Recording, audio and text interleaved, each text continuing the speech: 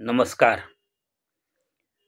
मैं राकेश गुणवंत ताम्हनकर आप सभी का मेरे इस वीडियो चैनल में स्वागत करता हूं। मित्रों, आप सभी से अनुरोध है कि कृपया मेरे इस चैनल को अधिक से अधिक आप सब्सक्राइब करें और शेयर कीजिए। पिछले पॉडकास्ट में हमने रजोगुणों के बारे में, हमारे चरित्र में कौन से बदलाव होते हैं, इसके बारे में चर्चा की थी। परंतु आज हम तमोगुणों के बारे में, हमारे शरीर में क्या बदलाव आते हैं, हमें कौन से गुण अधिकता में दिखने लगते हैं, उसके बारे में चर्चा करेंगे।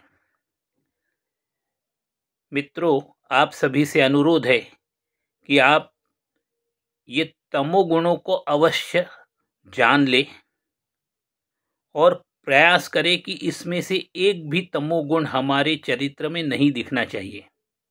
इसका कारण ये है कि तमोगुणों की अधिकता रहने पर हमारी अधोगति को हम प्राप्त होते हैं।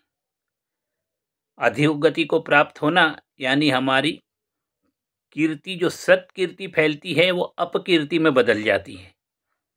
लोग हमसे घृणा करने लगते हैं, समाज में हमारी इज्जत नहीं रहती, समाज में हमारी कोई प्रतिष्ठा नहीं रहती। तो इस कारण हमको इन गुणों से बचना चाहिए। इसके अलावा भी जब तमोगुणों वाला व्यक्ति मृत्यु को प्राप्त होता है तो मृत्यु के उपरांत उसको तिर्यक योनि में जाना पड़ता है। तिर्यक योनि यानी कीड़े मकोड़े, कीटक, पशु पक्षी, इन योनियों में जन्म लेना पड़ता है और फिर 84 लाख योनियों में जन्म लेते लेते फिर अपने को परिष्कृत करते हुए उसको मानव जन्म को फिर प्राप्ति होती है। तो प्रयास करें कि हमारे चरित्र में तमोगुण बिल्कुल भी ना रहे, या रहे तो अत्यंत कम से कम रहें।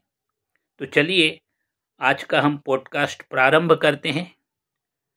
आज हम तमोगुणों की चर्चा करने वाले हैं। संसार में होने वाले दुखों के कारण मन अत्यधिक उदास हो जाता है, उद्विग्न रहता है।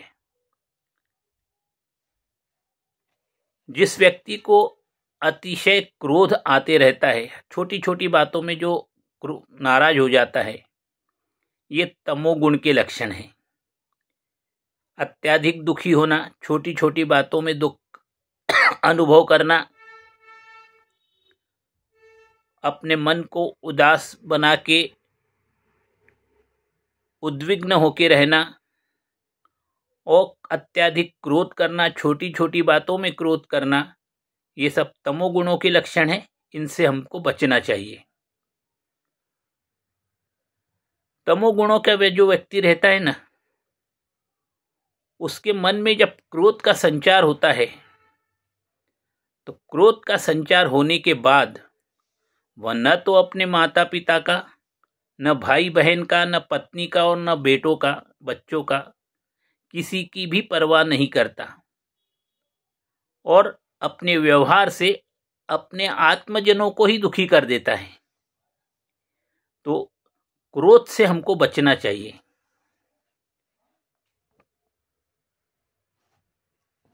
तमोगुणी व्यक्ति जो है, हमेशा हिंसाचार में उसका मन ज्यादा लगता है। दूसरे व्यक्ति का प्राण हरण करने की इच्छा उसके मन में सदैव बनी रहती है। यदि वो किसी दूसरे का वो प्राण नहीं ले सकता तो स्वयं अपना प्राण आत्महत्या कर देना चाहता है। और किसी की हत्या करना या अपनी आत्महत्या करना, ये दोनों पाप कर्म हैं। तो इन गुणों से हमको बचना चाहिए। जब किसी व्यक्ति के मन में क्रोध जागृत होता है तो वो एकदम अनियंत्रित हो जाता है। लाख कोशिश करने के बावजूद वो अपने क्रोध के ऊपर नियंत्रण नहीं कर पाता।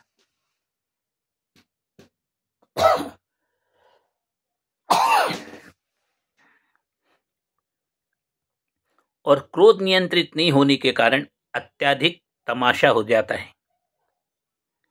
यह तमोगुण का लक्षण है। अपने शस्त्र से दूसरे का वध करने की इच्छा होना, यह तमोगुण का लक्षण है। अब इस संबंध में रामायण में मेरे को एक कहानी याद आ रही है कि जब भगवान राम को 14 वर्ष का वनवास दिया गया और श्री राम, लक्ष्मण और सीता जी वन को जाने के लिए निकले, तो भगवान श्री राम ने लक्ष्मण से कहा कि अपने धनुष बाण, अपने सारे शस्त्र अस्त्र, इनका जो संदूक है वो जरूर अपने रथ में अच्छे से रख लेना, ध्यानपूर्वक रख लेना, उसकी बहुत आवश्यकता पड़ने वाली है। तब सीता जी भगवान राम से कहती है कि आपने तो कहा था कि हमको वन में तपस्या करने के लिए जाना है, तो तपस्या में धनुष्य बाण, तीर कमान, तलवार, इन बातों की क्या आवश्यकता है? क्योंकि एक ऋषि जो थे, उनकी तपस्या से उन्होंने इतना पुण्य अर्जित कर लिया था कि वो इंद्रासन प्राप्त कर सकते थे। तब भगवान इंद्र एक राजा के रूप में उस योगी के आश्रम में पहुंचा और उनसे पीने के लिए पानी मांगा। पानी पीने के बाद वो थोड़ी देर उस योगी जी के साथ सत्संग करता रहा और अपनी तलवार जो है वो योगी के पास भूल गया, और वहाँ से भूल नहीं गया, जानबूझ के छोड़ दिया और इंद्र वहाँ से चला गया। इंद्र जाने के बाद योगी ने देखा कि रे, वो राजा जो आया था उसकी तलवार तो मेरे पास छूट गई है, तो वापस आएगा तो उसको तलवार वापस करनी पड़ेगी। इसलिए जो दूर तलवार रखी हुई थी, उस योगी ने उस तलवार को अपने पास रख लिया।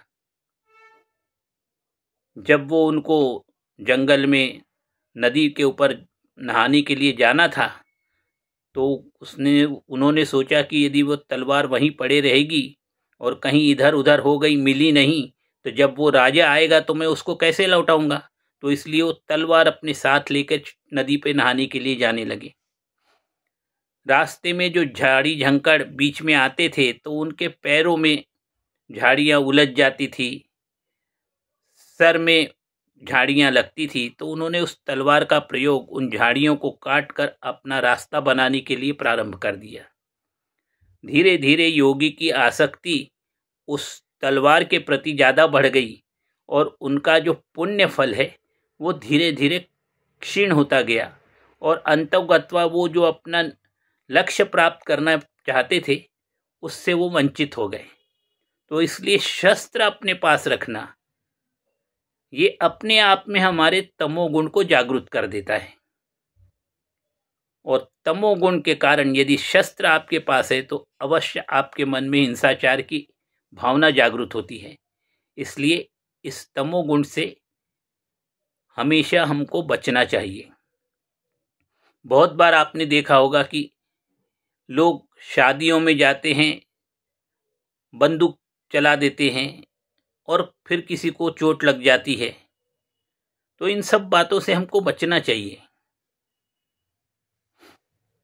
हमारे शास्त्रों में अपने स्वयं का वध करना अथवा किसी दूसरे का वध करने की इच्छा करना,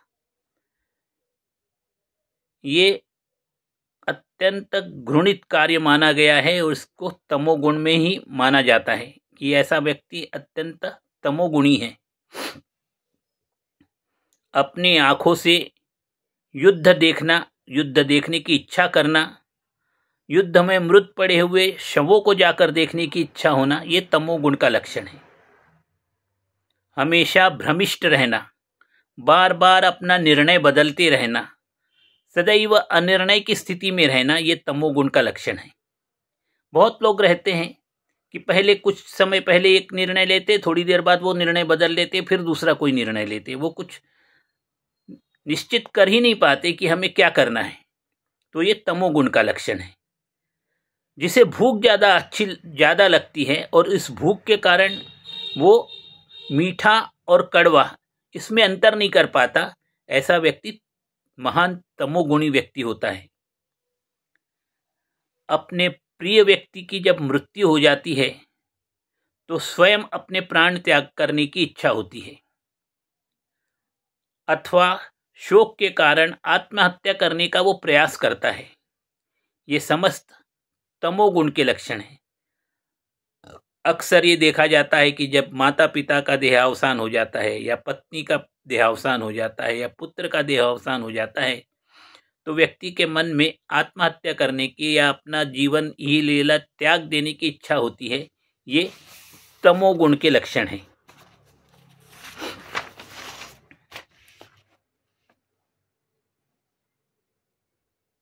कीड़े, चींटी, कृमि, पशु पक्षी, इनकी हत्या करके जिनको आनंद प्राप्त होता है,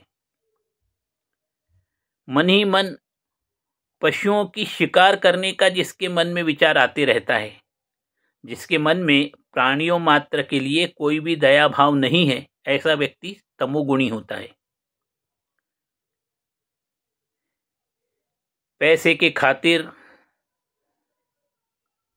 स्त्री, बालक, ब्राह्मण, इनकी जो हत्या करता है, यानी जो पैसे लेकर हत्या का काम करता है, ये अत्यंत जघन्य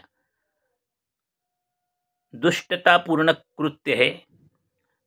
ऐसा कृत्य करके जिसको आनंद प्राप्त होता है, वो तमोगुणी व्यक्ति होता है। संसार के दुख कष्टों से चिढ़कर जिसके मन में विष खाने का, विष प्रयोग करने की इच्छा होती है, अपने से जो बेहतर स्थिति में है उसका किस प्रकार हम नुकसान कर सकते हैं, उसका किस प्रकार नाश कर सकते हैं, ऐसी विचार भावना जिसके मन में आती है और सदैव वो उसी चिंतन में लगा रहता है कि मैं उसका कैसा नुकसान करूं, ये तमोगुण का लक्षण है।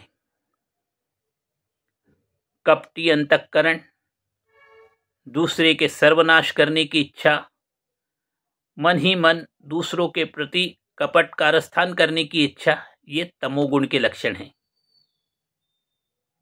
जो व्यक्ति सदैव मदमस्त रहता है और उन्मत्त रहता है, उसको किसी बात की परवाह ही नहीं रहती, ये तमोगुण के लक्षण होते हैं। जिसके मन में कलह करने की इच्छा होती है, मल्ल युद्ध करने की इच्छा होती है अनावश्यक रूप से। यदि कोई पहलवान है, अखाड़े में जाके मल्ल युद्ध करता है, प्रतियोगिता में भाग लेता है, तो वो बात अलग है। पर अनावश्यक रूप से बात बात में मल्ल युद्ध करने की जिसकी इच्छा हो जाती है, मारपीट करने में जिसे आनंद प्राप्त होता है, ये द्वेष भावना के कारण होता है और ये तमोगुण का लक्षण है। युद्ध को देखना, युद्ध की कथा सुनना, स्वयं युद्ध करने की इच्छा करना, दूसरे के हत्या करने का मन ही मन विचार करना, ये सब बातें तमोगुण को दर्शाती है। मत्सरवश दूसरा यदि कोई भक्ति के मार्ग पे चल रहा है तो उसका मजाक उड़ाना,